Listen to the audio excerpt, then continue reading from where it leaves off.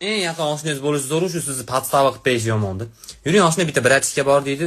Shunday bir shapaloq urib kelaylik dedi. Siz mandayroqda turib turasiz, men o'zim hal qilaman, bitta o'zi kelay. Bo'pti deb o'tasiz.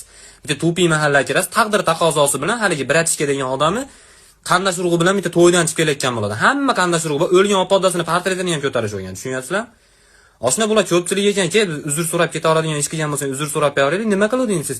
Eng kattasini ko'ryapsanmi deydi. Ashida duxingizni berasiz. Chunki hali katta shunaqa katta odam tasavvur qilinglar-da. Shapaloq ashunchalik. Otga chiqsa oyog'i yerga tegib oladigan odam.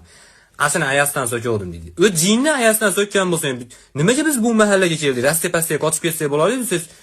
Men erkakman, o'sni deydi. Dodir sen erkakliging nimaga ayasdan so'kayotganda esingga tushmadi?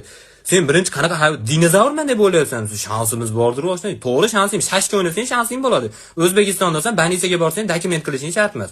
Yo bo'lmasa o'lib ketsang, go'rkovda o'zing istamaysan. Shu sening shansing. Nima uzoqqa tupirish o'ynaysan hozir deyman.